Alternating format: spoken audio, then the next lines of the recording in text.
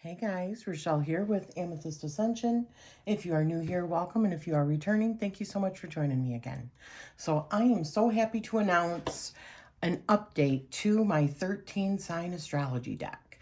So this is my older one that is on a glossy, in a glossy box, which just drives me crazy because you can see the fingerprints, and I had it on the wrong side. So I fixed it and I put it into a matte box so you can't see all the fingerprints, which is, I mean, they're still there, but nothing like the other one, right? I'm just being nitpicky now, and turned it around. So I want to show you what the difference is to what I've added here. I like using letter openers to open these because it's so easy to bust the tops of the boxes. This one is a beginner's version. This one is just a regular version.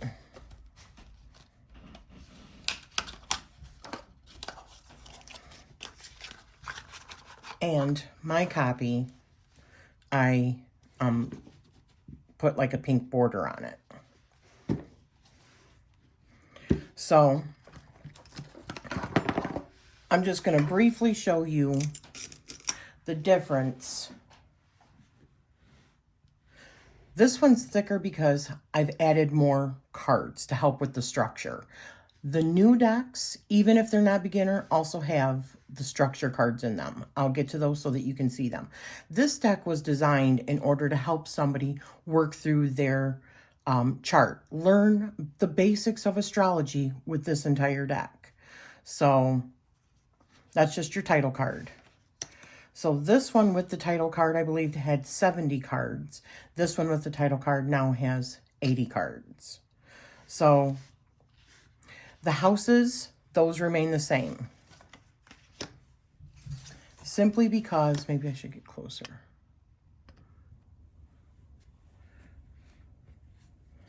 Simply because it already says the house on it.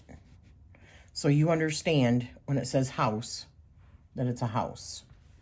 You'll understand better with as I go along. So these are essentially the same. There's 12 houses that each represent something different. So on each card, not only have I given the ninth, the number of the house, I've given the main focus of that house or keywords, and then a few keywords in order to help you understand that house.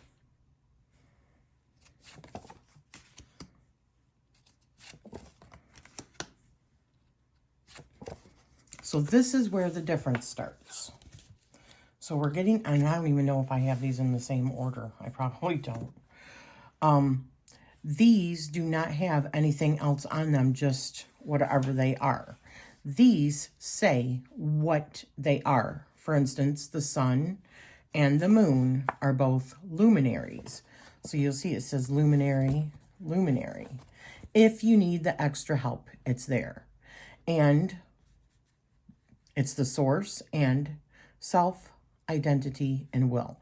That's what it stands for in astrology, or at least part of it. It can help you, grasp the ideas. So, luminary. Then we get into the planets. Planet, they say that they're a planet on there. And we go all the way through. And all the planets, not just your traditional planets. All of the planets, even after Saturn. So Uranus, Neptune, and Pluto are all in here as well. Even the backs of the cards. Even though this looks like your basic 12, I used artwork that was available. There isn't really much artwork with Ophiuchus in it. So I improvised and I added some layers, like a couple of different layers of like highlighting that this is the actual 13th constellation. That is the constellation Ophiuchus. But I also did it like that because at the center of our galaxy is in the constellation of Ophiuchus. At 11 degrees Ophiuchus is where the center of our galaxy is. So the center, I just thought it was kind of fun. So then we get into North Node, North Node. It's a point on your actual chart. So South Node, so it says point. Now these are different. They're not in order. Okay, so there's your Chiron. It's an asteroid. Chiron is an asteroid. Black Moon Lilith is also a point. It's a calculated point. The part of fortune is also a point that is calculated from like your rising sign, your sun sign, and your moon sign. The calculation of those three on your chart somehow. That's where the part of fortune is calculated. Then we have the asteroids. Ceres,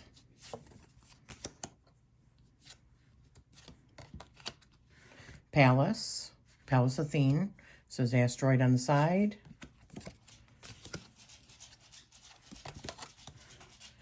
Juno, also an asteroid. Vesta, also an asteroid. Okay, so here are the extra cards. So we've also got your ascending. It's a point, calculated point on your chart. We've got MC, which is your midheaven, also a calculated point on your chart. The reason why I also use the symbolism is because when you're looking at a chart, that's what is on the chart.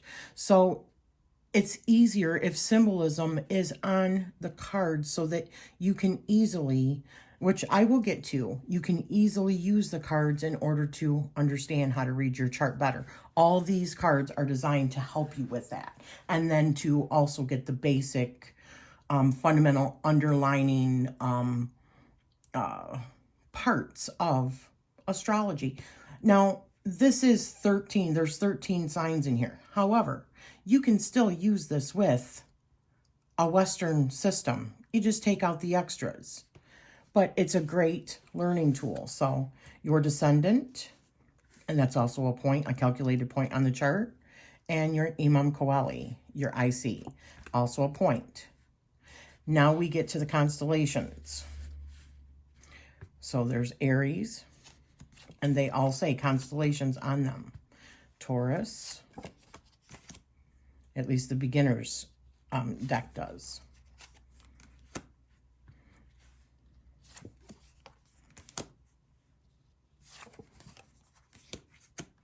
You know, I have talked about astrology so many times on my channel, and so many times I get the same response. I don't even understand what that means. I don't understand how to read a chart. I don't, you know, I haven't taken the time. I know there's a lot to learn. That's why I made this deck. That's precisely why I made this deck. Because it will literally help you be able to see what each aspect of your chart means just by laying your cards out. And I'll show you. I'll get to it. But I just wanted to show you the actual deck first. So, as I said, they're practically identical except for the beginner's one says what they are. Because sometimes people do not understand what the difference between a planet, a constellation, a point, an asteroid, a node, which is still a point that's calculated based on the moon and stuff like that. And the, okay, what did I do? Okay. So this is an extra part of it. This is showing, because I've had people say that they also don't understand, well, how do you know where the houses are? So here's a card to show you. These are where the houses are. On your chart, on any chart, well, at least with the wheel, right? The Western astrology, sidereal, true sidereal. It's set up like this, a wheel. There's 12 houses. The first house is here. So, and it works its way. So the first house is based off of Aries. The second one is based off of Taurus. The third one is based off of Gemini. The fourth one is based off of Cancer, then Leo, then Virgo, then Libra, then Scorpio and Sagittarius and Capricorn and Aquarius, and then Pisces. And it works its way around. That doesn't mean that's how it's going to be on your chart, but that's what the chart, the fundamental structure is. That's why these are called structure cards. Okay. Let me pull this out a little bit. Another structure card is anything that you see on this side of your chart is stuff that you control, that you have control over. So planets and aspects on the left side of our charts, we control, right? So the items that are, well, the planets and aspects on the right side of the chart, those are the things that just happen to us. This is also part of the structure so that we can understand overall how to read a chart. I think personal gnosis is the most powerful thing. I think it's a beautiful thing going and getting an actual reading done, okay? Don't get me wrong, and seeing the perspective of other people, other astrologers who have been doing this and studying the planets and their own personal takes on it, just like you would go to different tarot readers for different things, right? However, there is nothing like knowing it yourself. And this deck was designed to help you understand that. So the top part. So anything that the planets and aspects above the horizon sign or horizon line are the public side. It's also the day part of your chart. Okay, so this could look different in the wintertime if you're born in the wintertime and there's less daylight. Like I was born in January. My birthday's in a few days. Well, granted, I'm not sure when you're going to see this, but my birthday's January 16th. So I was actually just like right here. I mean, it was my sun sign is actually in my 7th house, but like practically on the cusp right here, which would be the descending. This is why I have these cards here. So your Imam Coeli, your IC, is down here. Your descending chart, part of your chart is here. Your ascending part, because this is what is rising on the horizon at the time of your birth. Because the houses change every couple of hours, right? And this is what is around noon. This is your midheaven, okay? But those also have significant meanings in your chart. So that's why I have provided these different cards. And there are also parts that are on your chart that will show you might have conjunctions with these particular areas with planets or whatever, and that could mean different things. So I added all these structure cards. So everything that is above the horizon, planets and aspects at the time of your birth in this area are all things that the public sees, more or less. All part of your public life. Everything that is below, which is also at nighttime, these are all of the aspects that are part of your like inner world, your private life. Okay? So that's why I want to put the structures in here. So those were the extra cards that I created for this system. So let me find these. Let me pause in a minute. Okay, so I think I got the rest of them in order now for both decks. So these look the same because they already say element on them. So we have a fire element, earth element, air element, and water element. And another funny thing about that is, so when you are looking at the chart, there's even a system to that, the elements. So the order that I just put those in, fire, earth, air, water, that's actually the order of all of your zodiac signs, other than Ophiuchus, because it was never taken into account with Western astrology, right?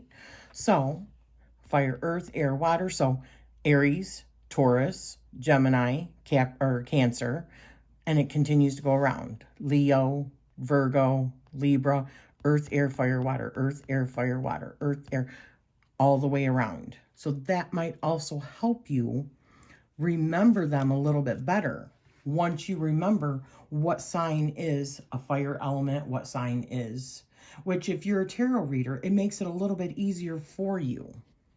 So then we've got the yin yang. We've got polarities. So I have these backwards, but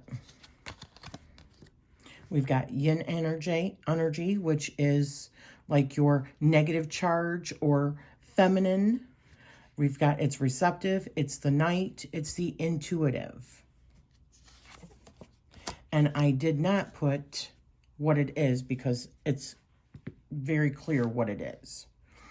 And that is why it's important to also understand the difference between yin and yang, because your fire, just like in tarot, your fire is your yang energy, active day, conscious, masculine polarity, and your air is fire. Your water and earth are both yin energy.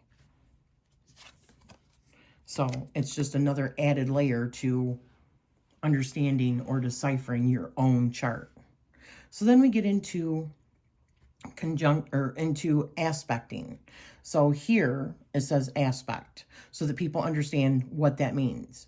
What it means is if you have two celestial bodies or more that are working together, they're within 0 to 8 degrees of each other in your chart. That is a conjunction. Okay? Quincunx, or I'm not even sure how it's pronounced. Those are bodies that are like celestial objects that are within 150 degrees, because your chart is 360 degrees, and it's broken down into the 12 different houses that are 30 degrees each. So having planets that are within 150, or objects that are 150 degrees within each other, they have frustrating communication. Okay, it might be more of a challenge. A trine is 120 degrees, and it is a beneficial union. So they are objects that are working together.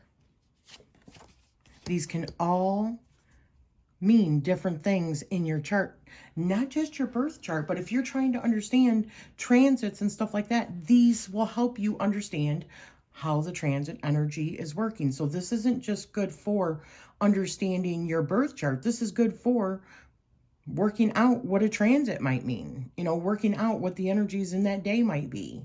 And if something is moving into somewhere else, yada, yada, yada, you get the picture. So we got sextile. And these are the symbols that you're going to see on a chart. That's what it's going to determine. So they're 60 degrees from each other, and they're compatible bodies in a happy union. So they're working together. It's creating a really good energy for whatever it is that you're trying to work towards. So it's a great energy to be in. A square. So these are also celestial bodies that are challenging each other. They're squaring off, right? But that can also, it can be a challenging thing, but it can also be a good thing, because sometimes that's when we really learn big things, is with that kind of energy.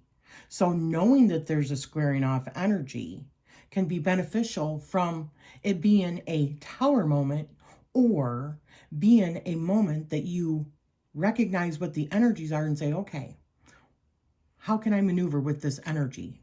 Not unlike doing a tarot reading. That's what aspecting is for. Opposition.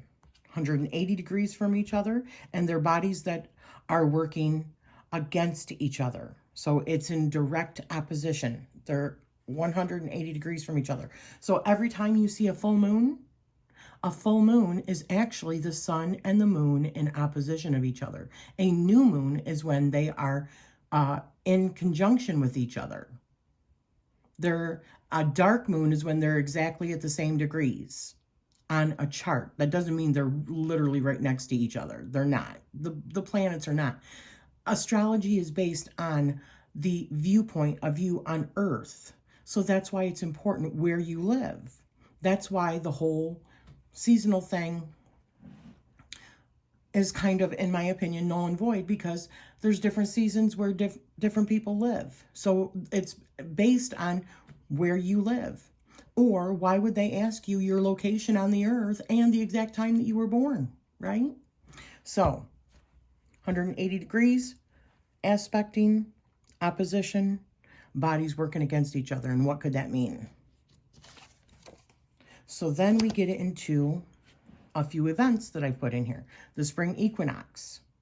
The spring equinox, dependent on what sign, or dependent on the sun being in whatever sign on the spring equinox, determines the age that we are in.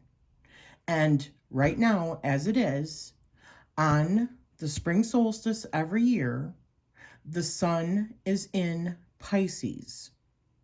So that's why we are in the age of Pisces right now. And when they talk about the age of Aquarius, that means, and there's a couple of different thoughts on this. This is something that I'm very curious to understand more depth. But some say it's when the sun is actually in that sign. Some say it's when whatever's rising on the horizon, like a rising sign, not a sun sign, but a rising sign on that day. So the jury is still out for me, but right now, as it stands, we are in the age of Pisces because the sun is in the sign of Pisces on spring equinox each year. The autumn equinox, that's a time of reflection.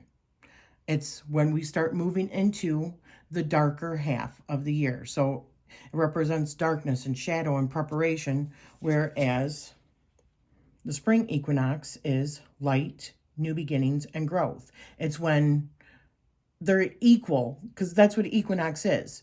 They're at equal day and night. However, they are starting to move into longer days here, and they're starting to move into longer nights here. So almost like the entering the underworld kind of time of year. Oops. We've got solar eclipse, a time of divine connection, your intuition, renewal, transform. It's an event. I put it on the card. And then we've got lunar eclipse, a time of spiritual growth, a time to reflect, release, and transform. And then we've got all of the phases of the moon that I've added. Dark moon, 0 degrees from the sun. Time for banishing, past life, and divination work. And I put moon phases for all these on the beginner one. Then we've got new moon, which is usually within 3 degrees from the sun, just where you can see the crescent of, it's just peeking through like a little shadow of the light. New beginnings and setting intentions. Waxing crescent, it's when it's 45 degrees or less from the sun. It creates this crescent, and it's a great time for setting intentions and taking action. Then we've got the first quarter. This is when it's 90 degrees from the sun, so it looks like it is illuminated on one side, right? Obstacles and reflection. Then we've got our waning gibbous when it is 135 degrees from the sun. So there's more that is illuminated. Because our full moon is when it's in opposition, so they are across from each other on your chart. 135 degrees from the sun, refining and adjustment. Then we've got our full moon. It's 180 degrees from the sun. It's a time of completion, spiritual growth, and emotions. Obviously, the keywords are just things to help you remember. I would still recommend really doing research. But once you've done your research, these are just like little triggers that will help you remember. But just at a glance, these are very helpful in understanding. So waning gibbous is when it's 135 degrees from the sun, but it's on the other side. So it's evaluation and reflection. I believe I was born under a waning gibbous moon. Last quarter moon, it's when it's 90 degrees again, but it's on the other side of the sun, releasing and letting go. And then we've got our waning crescent, 45 degrees from the sun, compassion and self-care. So those are the 2 decks. And like I said, the new decks that do not have all of the stuff on them, all of the words, still will have all of the new stuff on there, the new structure cards. Okay, it's for both of them. But I just wanted to show the difference between the beginner deck and the regular deck as far as all of the words on the side in order to help you, unless it's very explicit on here. I didn't put house because they say house on them, right? There was no need to do that. So 1 second. Okay, so this is my journal. This is my tarot journal. And I have categories. See, this is like my January. I decided to go back to this one this year, my regular one, not my vintage one.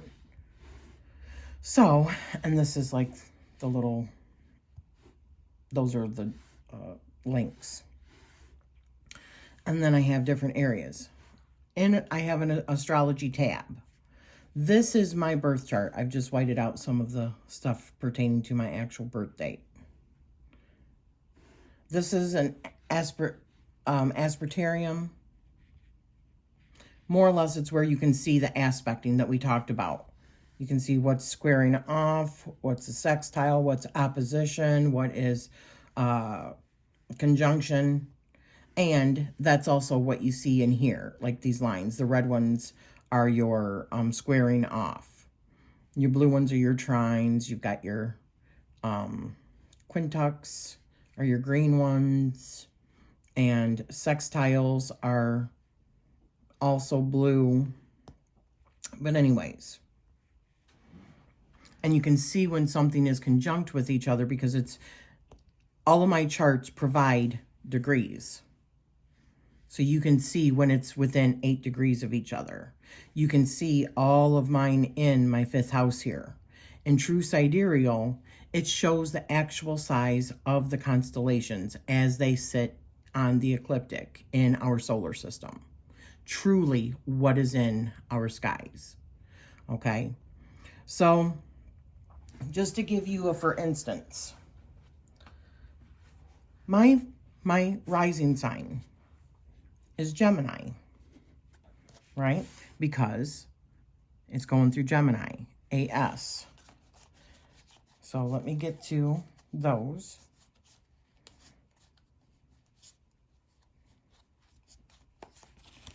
Okay, remember these are the structures. So that's my 1st house. And they say 1st, 2nd, 3rd, 4th. That shows your house right here. So then we would look at the 1st house. What does the 1st house mean? It means the persona. Your personality, appearance, the projection. It's the way that others see you. It's how you project yourself. So mine is Gemini. So what does that mean? If I go, 1 second, let me organize these. Okay, so I have tried to separate my deck a little bit into the different areas so that it's easier to understand. So, ascendant, rising on the east. It is a point on the chart. So we have the ascending, we have the Imam Coeli over here. You see, I see the DS. Remember, I told you what all these were? Also because there's actual cards for them to show you what it means. Characteristics of others and relationships. So the 7th house, Libra, is about others. So that's where the DS is. I see Imam Coeli, down here. Lowest point of the chart, that's in the evening. It's the private part. Ancestors, intimate. Midheaven, this was like at around noon. So this is up here, right? You see the MC over here? So, highest point of our chart, it's the public, professional, and vocation. That's what that means, roughly. And then the AS, which is ascending. Or you've heard it as rising sign. Ascendant, rising, same difference. So it's what's rising on the east. It's your personality, your vitality, and your appearance. So that's why it's so important to know the actual time of your birth, because that is what sets all of your other houses. Whatever is on the horizon, rising on the east, that's your rising sign. And then, so if that's a Gemini for me, the rest of them go in order after that. It sets my houses up. That's why it's so important to know the actual date, okay? And the time where you're born, or the place that you're born, is going to depend on the time zone, right? It's going to depend on whether it's day or night. There are many factors. That's why having and knowing what is truly in the sky is important. And it gets us back in touch with the natural cycles of our cosmos. So we know that my first house is, in Gemini. So, Gemini are the twins. We also know that Gemini is an air sign. And we also know that it is masculine. So, knowing that the first house is the personality, the appearance, how we project ourselves. It's also what starts our chart off with our houses, knowing that it's Gemini. So the way that people see me is bright, communicative, curious. Yup. I have said many times, because I've heard people say this, and it really disappoints me how people characterize astrology sometimes and demean it down to a little meme. And I know sometimes it's fun, but there's a lot of people out there that truly believe that stuff. So they say that Geminis are two-faced twins. No, actually, I feel like the Geminis are very much in touch with their higher self and their ancestors, because let's look on a natural chart where the third house is. It sits where Imam Coeli is, right? And what did I say about the Imam Coeli? The Imam Coeli it's the private part, our inner part, ancestors and intimate. I believe this is what we see around this area is also like ancestor communication. It's like mediumship, that and communication, right? Gemini is also based on like communication and, well, I mean, if we want to look at also, the third house is based off of Gemini. You want to look at that as well. So the third house, communication and learning. It has to do with your neighborhood, your local neighborhood, the schools that you go to, like your grammar schools, your early learning stuff, and siblings. It's how the fundamental area that we learn to communicate, right? And Geminis are also known, once you do more research, as wonderful teachers, because they are wonderful at learning. They're highly intelligent, and then they turn around and they can teach. So these are things that you can learn just from these cards. We know that it's an air sign, which is all about the logical, using the brain, the higher brain. Well, the brain. They're curious and they're observant. And they're yang energy, masculine. So they're active and they're conscious, right? So this is about the conscious part of their mind. So if we go to the second one, well, the second one is the second house of, give me a second. So I wanted to put everything back in order again so that you can see for the next one. So the second house, this is my south node. So I would go into where all my planets and stuff and my points, and I would find my south node. Okay. Where is it? It's in my second house. So I'm going to go to my second house card. I'm going to find that. Oops. Here's where it is. And you're going to know this because I have put all the symbols on. So you go and you look for the symbols. There's the second house. So this house, or this sign here, is Leo. So we know that it's within the constellation of Leo. Well, we also know that Leo is a fire sign, and yet again, it is a masculine sign. So the second house is about gains and value, people, possessions, wealth. You can go deeper than that also. And what I mean by that is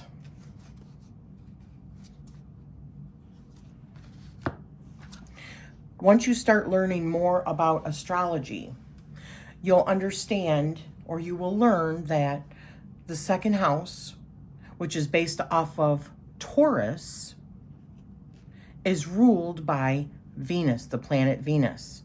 So, also beauty, love, harmony. We know that Taurus are very earthy, right? They're very earthy. They're very, they love their worldly stuff, right?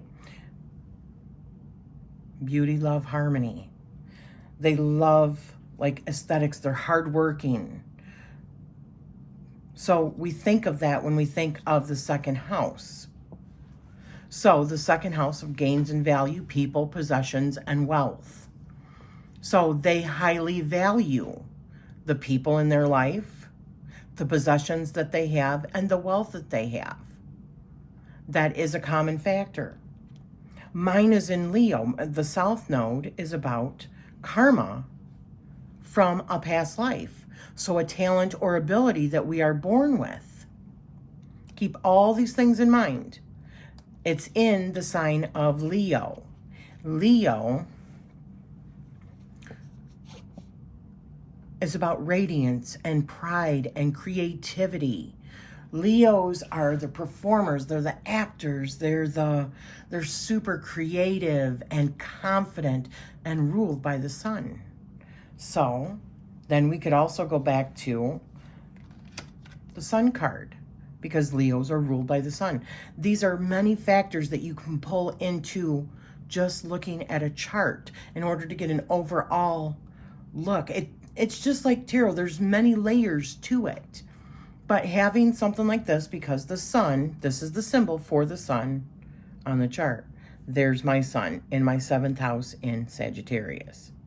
But knowing that Leo is ruled by the sun, the source, self-identity, will, right? So it's a fire element, so it's energetic, it's creative, it's confident. It's a yang energy, which is masculine, which is, yet again, like your fire, active. It's like daylight, it's consciousness, right? So a Leo, so for me, knowing that this is karma that I brought from my past life because it is a talent or an ability that I was born with, I believe that that means for me that I am very confident in my own right, which I am. I know my value, my personal value. I know the value of other people. I don't take the things that I have for granted.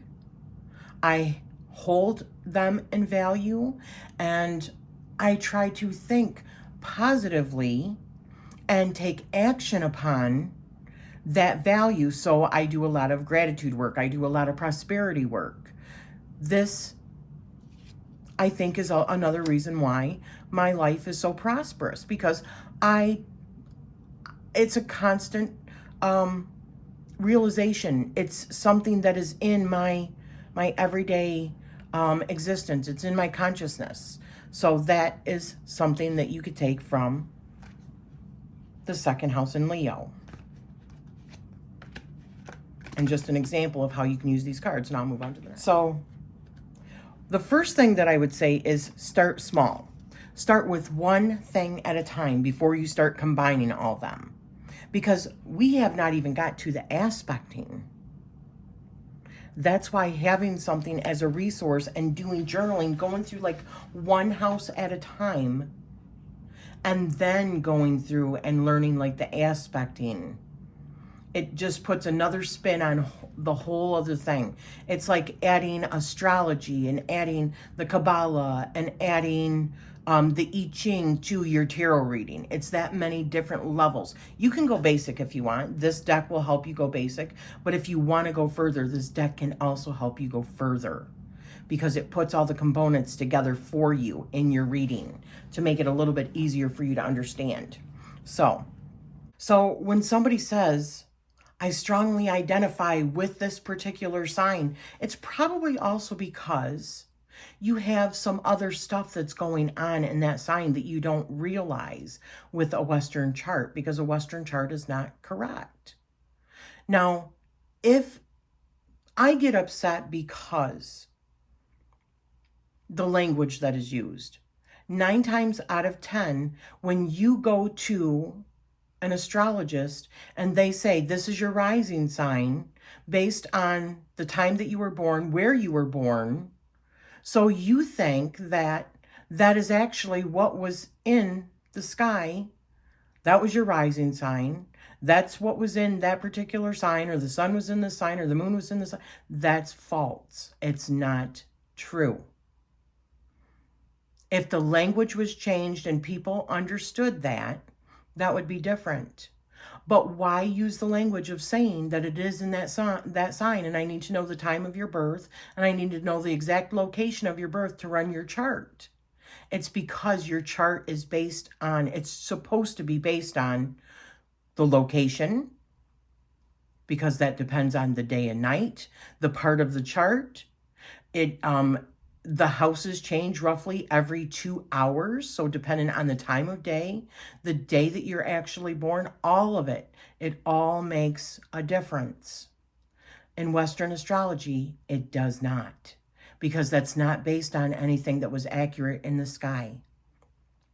So just to leave this out, I just wanted to show you how this deck works. I know this is going to be a long one, you guys. I will put a link down below to my Make Playing cards where you can get this deck. I'm thinking of actually starting some sort of membership or something like that for those that really want to take their learning of astrology a little bit deeper, okay? And start cracking down on the different houses, the different planets, really going into more detail, but it would just be private. And having more like actual one-on-one chats with people, actually having live chats. If that's something that you would be interested in, let me know, because astrology is a great passion to me. And I feel like when I learned about true sidereal, I was pissed, because I feel like, as a conspiracy theorist, that was yet another thing that I was being lied to about. And I can't say that everybody knew that. They didn't. Obviously, they didn't know. But now that people are starting to wake up and see that it's not accurate, let's hold people accountable for what language they're using. I'm serious. Let people know that if it is not truly based on when you were born, but it's based on a system that's seasonal, that's not even an argument to me. Seasonal has nothing to do with the constellations. It has to do with the sun, the movement of the sun, not anything to do with the constellations. So if you're gonna, anyways, this got off track, but if that's something that you would look forward to, let me know. I will be in my Amethyst Ascension group. I have provided, let me see if I can show you. Oops. In my Amethyst Ascension group, I have provided all of the movements of the actual movements of the planets not what fake news Western astrology is telling us. This is not about a person. This is about a system. It's not an accurate system anymore. And this is what's really in the sky. And I know it's really hard for people to be able to change their practices and everything, because there's so much information out there that says this is in this, when it really isn't. But it's so inundated in our market. It's so saturated with fake news, essentially. So I track this over a few week period in my software in order to actually get from the actual day that it changes, when it goes station retrograde, when it goes retrograde, when it goes station direct, and when it goes direct again, in each one of the planets. I have provided these images for my group members over at Amethyst Ascension Family Group in Facebook, as well as when the sun actually moves into the signs, on what day, and that I also tracked as well. And these are all of the new moons, and these are all of the full moons. The true days. Granted, most time Western astrology does get that right. They just don't get it right as to where it's actually truly at. So I also did provide that for, let me see if I can, like this full moon that's coming up. I provided also in my Amethyst Ascension Family Group an actual printout just like this. Actually, that's not correct. It's just like that. All of my charts, I provide all of the symbols down below so that you can easily see what those symbols mean. So this is what it looks like, except for it's actually for the transit, the new moon and the full moon.